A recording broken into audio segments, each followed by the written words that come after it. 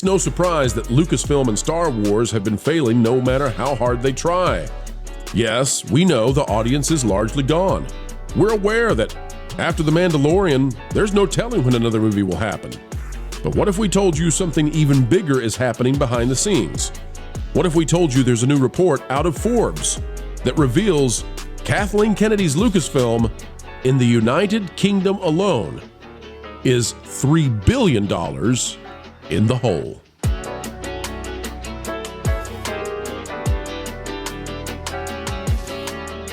And it is another glorious day here at the studio, streaming to you from somewhere sunny USA, bringing you all the news of the day and doing it in a way that you simply will not find anywhere else, dragging Lucasfilm back to the sensible center, the mainstream middle, where money can be made. And yes, they are kicking and screaming on the way. Folks, we know you will not be kicking and screaming as you click that like button unless it's for pure joy. And let's get started, because we're going to tell you why Disney is not overjoyed at the overspending that's happening for the place that George built.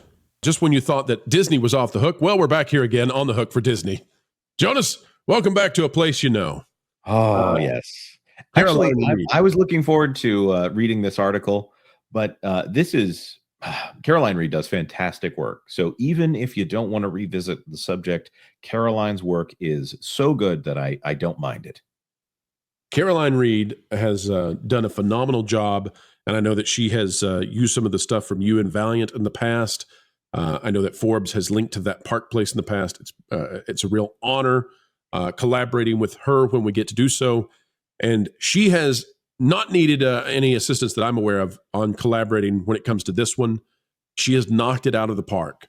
Folks, just when you thought that Star Wars had acted foolishly enough, take a look at this out of Forbes.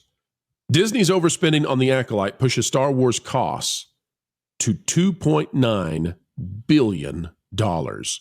We are now at the threshold of $3 billion. And by the way, considering this was December 4th, and considering that we do not yet have many of the numbers you would need to know for 2024, I'm going to say it's over the $3 billion mark. We're just waiting to get confirmation. Disney's overspending on Star Wars spinoff The Acolyte has pushed the total cost of its movies and shows about the sci-fi saga made in the United Kingdom to $2.9 billion, according to the media giant's latest filings. The Acolyte debuted in June on the Disney Plus streaming platform, but had already caused a disturbance in the force by then due to the diversity of its cast. Set around 100 years before the events of Star Wars Episode 1, it sees a former Jedi apprentice reuniting with her master to investigate a series of crimes. Remember that the Acolyte struggled to make any Nielsen subchart whatsoever. The Hunger Games, Amandla Stenberg, she's still making diss tracks, I'm sure, has dual roles as the ex-student Osha and her evil twin May, who is trained by Camille, a character played by Filipino-Canadian actor Manny Jacinto, who still says they're getting a second season. British model Joni Turner-Smith stars as the twins' mother, Anastasia, who also leads a coven of witches. You all know what this is, right? Now, the show had a terrible Rotten Tomatoes score. It was declared that it was being review bombed. There's no evidence of it whatsoever. It struggled to make the Nielsen charts. Deadline reported on how it was doing very poorly. Premiered in the top 10, but after the third episode, which we predicted, it fell off completely. Now you've got Lee Jung-jae out there claiming that he feels sorry for Leslie Headland because she was the victim of racism. White woman who helped Harvey Weinstein. She's the victim here. You know who the victim is? Beyond Lorne Connor, who had to sit through this? The victim. I would say George Lucas's legacy. That's true. In September, Caroline Reed revealed The Acolyte stayed within its set spending levels before filming began, but blew its budget after cameras started rolling. According to Disney's filings, by September 24th of last year, it cost $207.8 million and put it on track to be over the production budget, even though it was only part of the way through post-production. Last year, Disney's spending on The Acolyte came to $164.6 million, which represented around 85.7% of the total cost of its UK-based Star Wars productions, with the exception of the second season of its hit streaming series, Andor, which has yet to file its 2023 financial statements. Getting a little long in the tooth there, don't you think?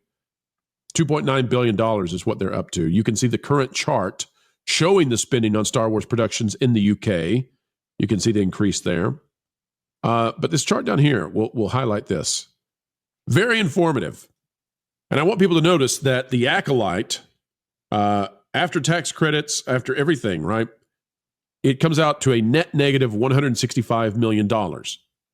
Meanwhile, Andor season 1 and 2 comes out to a net negative 281, which means that if Acolyte had 2 seasons, it would be significantly to the tune of 40 million outpacing the costs of Andor.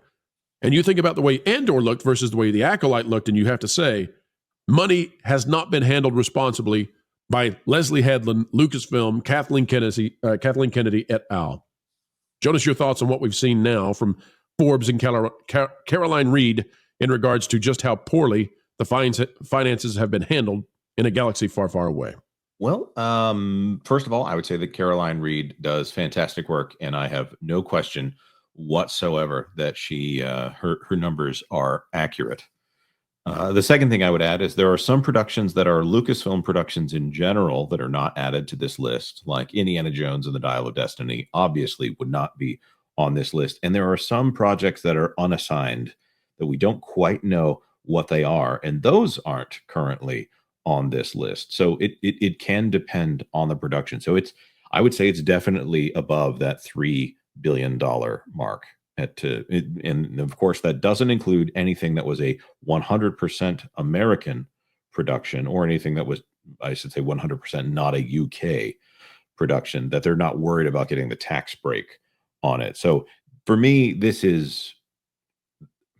they didn't make this much money. They did not make their money back on everything that they've spent here. That absurd return on investment slide that included projected figures and everything that they were trying to convince shareholders that they made off of Star Wars. They based that off of not the cost of film production, but the cost of acquiring Lucasfilm. So $4.06 billion. They didn't add this $3 billion on top of that when they did that slide. I'm pretty sure that information was not in there, but they wanted to say that they had made some multiplier of an investment, of a return on their investment here. This to me, again, fantastic work by Caroline Reed. And if you're interested in the finances of film, you should be following her on Twitter at Movieconomics. Disney is always trying to hide the ball on how much they spend on these movies. And that $640 million that they spent making just The Force Awakens, you could say that that was money well spent, but they keep getting nostalgic for where they make their money because they want to say that all these IP acquisitions were a good thing.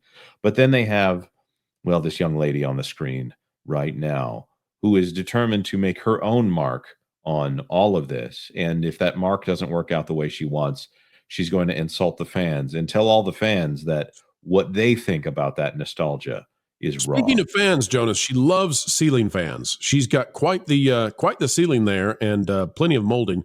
But the returns for the Acolyte might be revolting. And what I mean by that is, Jonas, they spent $160 million plus so far that we know, and they spent more, but the tax credits helped them.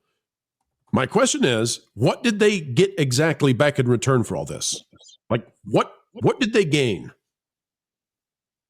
They lost everything. I think that's the best way to put it. They lost $7 billion. If I mean, there's a little bit of revenue in there, I think.